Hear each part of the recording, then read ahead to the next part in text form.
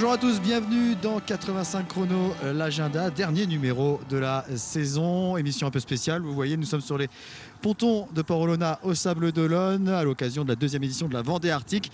Et à mes côtés, bien sûr, notre expert voile Fabrice Guyon. Bonjour Fabrice. Bonjour Aurélien. Alors, une course qualificative pour le Vendée Globe, première course de la saison pour les IMOCA.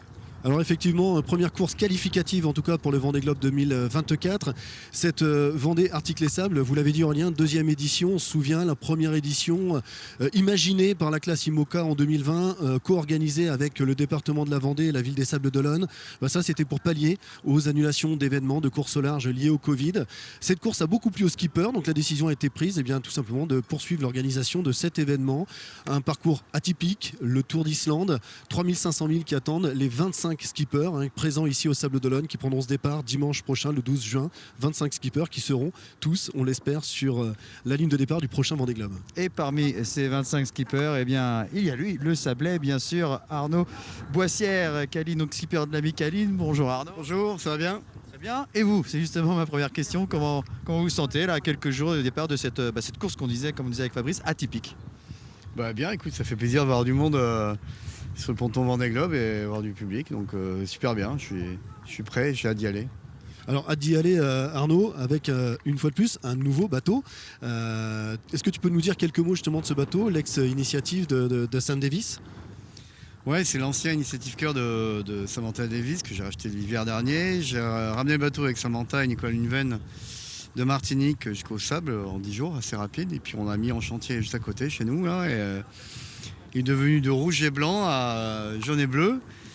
Et puis j'ai pas mal navigué depuis début avril. J'ai fait la Bermude 1000 à Brest. Et puis j'ai enchaîné pas mal d'entraînements. On a très peu modifié le bateau parce que le bateau, c'est un bateau très polyvalent qui marche bien à toutes les allures. J'ai agencé un petit peu l'intérieur, un peu plus à mon gabarit. Mais sinon, j'ai surtout beaucoup navigué et j'ai hâte de partir dimanche parce que le bateau a un gros potentiel. Justement, un gros potentiel. En dehors de ces couleurs, tu passes du rouge au blanc au jaune et bleu. En dehors des changements de couleurs, c'est quoi les principales caractéristiques de ce bateau par rapport à ton précédent? Alors par rapport à mon précédent, il est plus léger que mon précédent, avec des foils bien plus grands.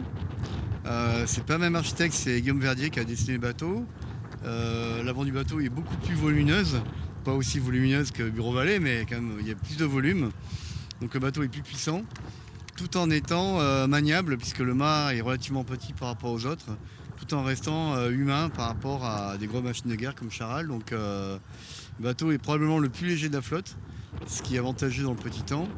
Mais avec ses grands foils, il permet quand même de tenir la cadence des gros foilers dans des moments où le vent de travers est portant. Donc voilà, j'ai modifié 2-3 petites choses. Dans une caméra pour voir l'avant du bateau, parce qu'on a du mal à voir de l'intérieur du bateau l'avant du bateau.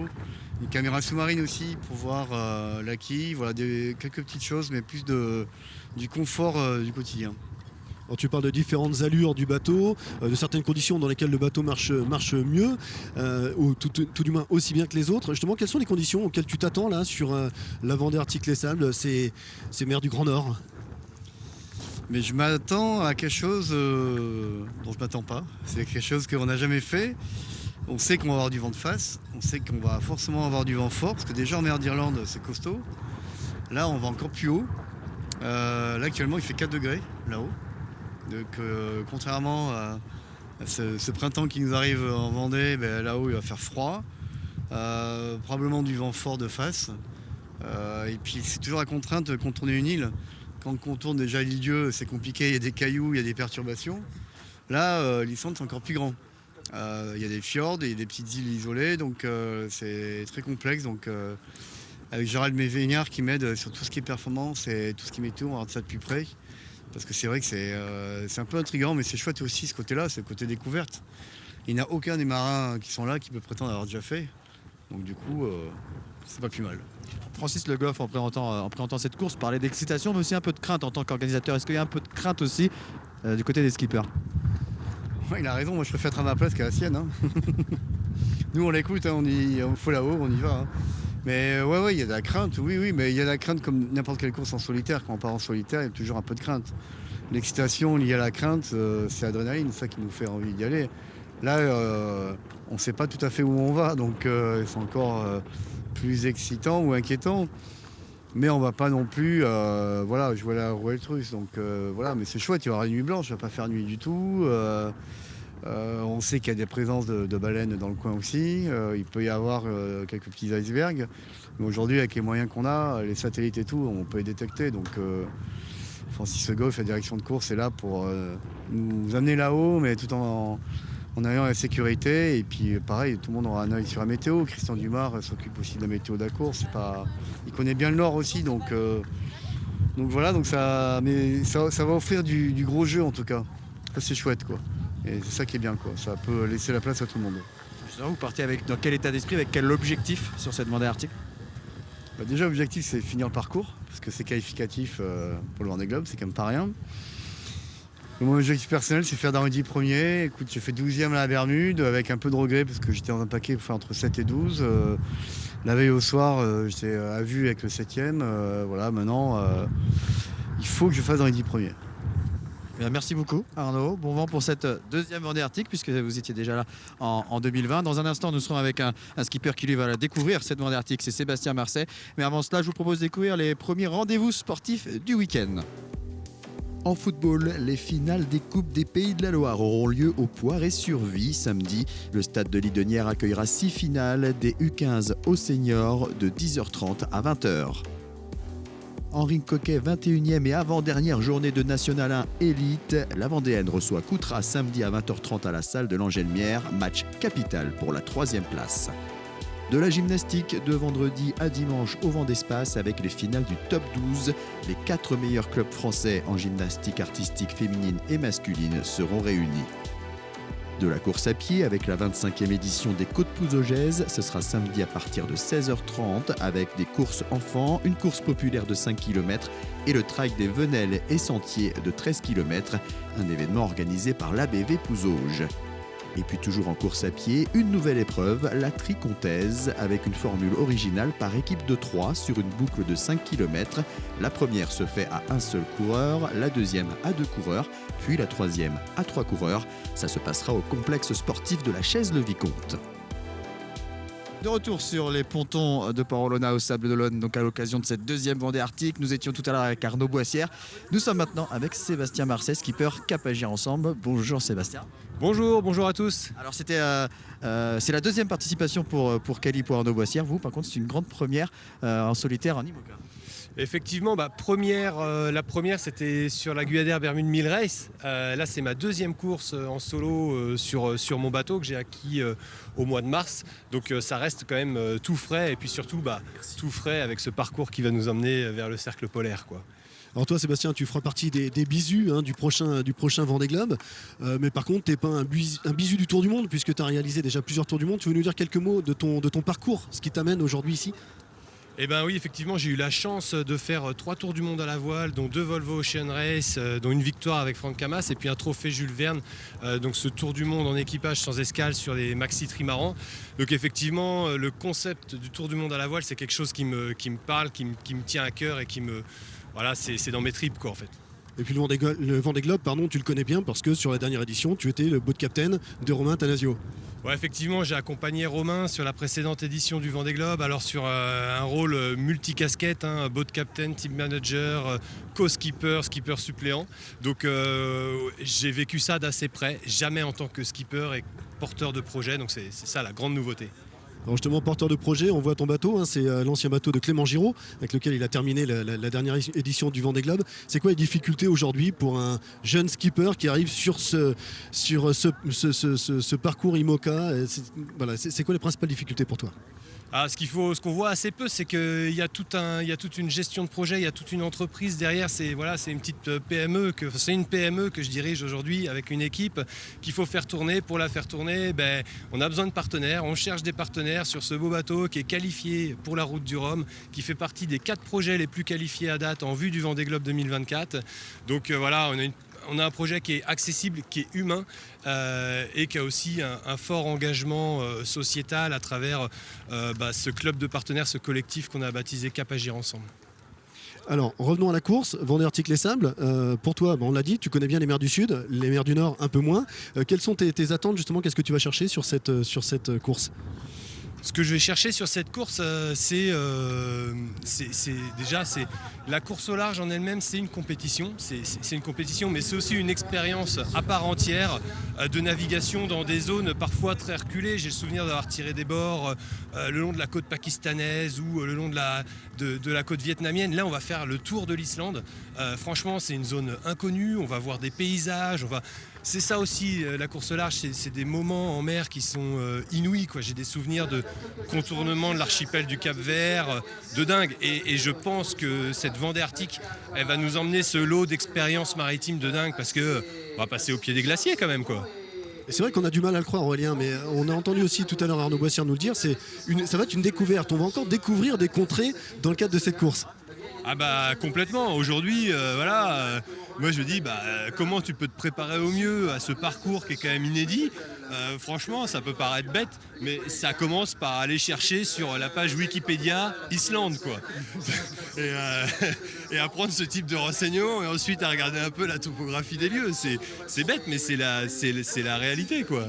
Est-ce qu'il y a quelques craintes quand même un petit peu? Aujourd'hui j'ai une crainte, c'est que j'ai pas encore mes gants. Oui, il y a des craintes, forcément. Après, là, voilà, pour l'instant, le scénario météo, en tout cas sur la vision qu'on en a, donne un départ relativement calme. On sait qu'on va monter dans un flux ensuite de secteur ouest. La force, elle n'est pas encore très déterminée. Donc, la crainte, elle est surtout, en tout cas en ce qui me concerne, liée à la prévision météo. Et aujourd'hui, on n'aura pas encore une vision précise de ce qui nous attend, au-delà de cette traversée de dorsale qui est très probable dans la première journée et demie de course, quoi. Voilà. Et bien en tout cas, vous souhaitez une bonne course à vous, Sébastien Mercier. Alors on va peut-être rappeler justement que vous cherchez des sponsors, peut-être faire un petit plan sur ce qu'on peut voir à l'avant du bateau. Les sponsors sont bienvenus. Tous ceux qui viennent visiter les pontons, eh bien, il y a un QR code pour avoir, j'imagine, toutes les informations pour pouvoir vous suivre et vous soutenir. Merci beaucoup. Dans quelques instants, nous serons avec Francis Le Goff, le directeur de course de cette Vendée Arctique Les Sables d'Olonne. Mais avant cela, la deuxième page agenda de cette émission. La grande plage de Saint-Gilles-Croix-de-Vie accueillera samedi et dimanche un Open international de parasurf. Au programme, une compétition féminine et une compétition masculine. Du badminton avec la 16e édition de la Bas-d'Olonnaise, un tournoi régional en simple, double et mixte. Rendez-vous samedi et dimanche au complexe des Sauniers aux Sables d'Olonne et c'est organisé par le club Sobad 85. Du volleyball à Vendrennes samedi avec la 15e édition du Festivolley. Il s'agit de plusieurs tournois ouverts aux moins de 21 ans. 600 à 700 jeunes sont attendus sur cet événement organisé par la Ligue des Pays de la Loire. Enfin, les amateurs de twirling bâton pourront se rendre à Challans samedi et dimanche à l'occasion des championnats de France de National 1 et Élite. 500 compétiteurs sont attendus à la salle Michel Brignot. De retour aux Sables d'Olonne, cette fois nous sommes sur le village de cette Vendée Arctique Les Sables d'Olonne en compagnie du directeur de course Francis Le Goff. Bonjour. Bonjour. Alors déjà un mot sur cette ambiance, on voit ces IMOCA amarrés au ponton de Port-Olona, ce village, on est à quelques jours du départ. Vous, comment vous vivez ces jours d'avant-course? Là c'est plutôt assez favorable parce que le temps nous aide énormément puisque toute cette semaine, c'est réservé au contrôle sécurité des bateaux. Alors quand il y a du mauvais temps, c'est jamais très agréable que de sortir tout le matériel. Là, c'est beaucoup plus simple, ça facilite le travail. Et puis les contrôleurs et nous tous, on est encouragés d'ailleurs par le public qui, en plein milieu de la semaine, répondent présents également sur les pontons. Donc c'est plutôt très très agréable. On est pour une fois en avance sur notre tableau de marche. Alors Francis, le départ c'est dimanche, le 12 juin, un parcours très atypique pour cette Vendée Arctique Les Sables. Alors qu'est-ce que justement vous pouvez nous dire de ce parcours? Ça va être une première déjà, donc une première pour l'organisateur, une première pour les marins et leurs équipes, une première aussi pour la direction de course et le directeur de course que je suis. C'est inédit de faire au départ des Sables d'Olonne le tour de l'Islande, de proposer un parcours de 3500 milles nautiques qui est tout aussi important qu'une transat classique Est-Ouest que l'on connaît habituellement. Et là, on va monter dans des contrées très nord, au-delà du cercle polaire arctique, pour contourner l'Islande, et en particulier, parce que tout le monde guette cette partie-là, qui est la partie nord-ouest, qui est la plus proche du Groenland au final, où c'est assez resserré, où il y a des présences de glace. Mais à ce jour, on est plutôt rassuré. Donc justement, sur ce parcours, quelles sont les principales difficultés que vont rencontrer les 25 skippers qui seront au départ dimanche? Dans une transat classique, le golfe de Gascogne, c'est souvent la Manche et le golfe de Gascogne, c'est souvent très compliqué. C'est compliqué, puis après on part dans les alizés. Alors je dis pas que c'est simple, parce que ça reste en course et engagé, mais voilà, c'est plus facile et on rencontre moins de difficultés météorologiques. À l'inverse, là, en choisissant d'abord une route au nord, puis ensuite une route au sud, parce qu'il faut bien revenir au Sable d'Olonne, on va croiser éventuellement des dépressions qui font, elles, une route ouest-est, avec quand même un peu de nord dedans, mais voilà, donc c'est des transitions qui vont être différentes pour les marins, des choix de voile qui vont être importants. On n'est pas à l'abri de voir des gens prendre l'avantage d'un seul coup, puis ensuite revenir un tout petit peu par derrière. C'est peut-être d'ailleurs, c'est un peu la configuration du premier segment de parcours avec les dernières météos que l'on a entre les Sables d'Olonne et la partie est de l'Islande. Alors justement, on parle des skippers, 25 skippers sur ce départ. Un panorama de skippers assez éclectique. Hein. Il y a des nouveaux, il y a des plus aguerris. Qu'est-ce que vous pouvez nous dire de ces skippers? C'est un plateau qui est très large. Alors, il y a tout ce que la voile française fait de mieux en IMOCA. Thomas Ruyant, Charlie Dalin, Jérémy Veillou, Louis Burton, pardon. Voilà, ils sont énormément à pouvoir gagner. Mais ce qui est intéressant là aussi, c'est de voir que, en vue du prochain Vendée Globe, beaucoup de jeunes se sont installés dans cette classe IMOCA et veulent faire bouger les lignes. Alors certains, on ne les connaît pas beaucoup. Je pense à Zabi, par exemple. D'autres qui ont d'autres expériences sur d'autres supports. Conrad Coleman, son bateau est juste à côté de nous là. Louis Duc, que j'ai croisé sur les pontons tout à l'heure. C'est la raison de mon retard. Tiens, voilà. Parce qu'il avait besoin de quelques explications. Et ça, c'est vraiment très intéressant. Et je pense que le positionnement de cette Vendée Arctique Les Sables régulièrement, cette course va monter parce qu'elle va compter pour les 1000 au Vendée Globe, mais elle va compter aussi parce qu'il y a beaucoup d'histoires à raconter autour de cette île-là. On l'évoquait tout à l'heure, la météo, mais ça a été aussi le terrain de chasse à l'époque pour les Terre-Neuva. Voilà, il y a plein de choses très maritimes dans ce parcours qui, je pense, en fera une grande course à l'avenir. Et il me semble que concernant le contournement de l'Islande, on ne sait pas encore si ça sera par l'ouest ou par l'est. Vous vous laissez jusqu'au dernier moment, je crois, pour vous décider. Oui, c'est ça. Notre ambition majeure, c'était de faire le tour de l'Islande. Alors pour ça, on a remarqué que en faisant tourner nos routages sur les grilles historiques, les données Météo France qui sont compilées au fur et à mesure, eh bien ma foi, on s'aperçoit qu'avec cette possibilité, on diminue les cas de vent très fort qui nous empêcheraient de tourner autour.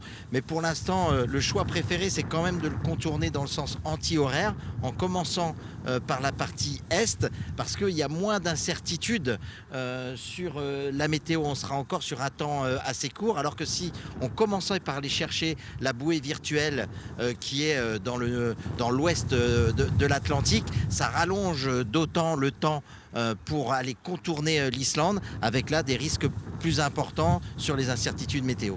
Bien, merci beaucoup en tout cas, Francis Le Goff. Le départ, on le rappelle, c'est dimanche 13h des pontons, 17h en mer, à suivre bien sûr en direct sur TV Vendée. Merci beaucoup Fabrice. Merci Aurélien, merci Francis. C'était le dernier numéro de 85 chrono, mais à partir de la semaine prochaine, et tous les jours du lundi au vendredi, vous aurez droit à un résumé quotidien de la Vendée Arctique Les Sables d'Olonne. À très vite sur TV Vendée.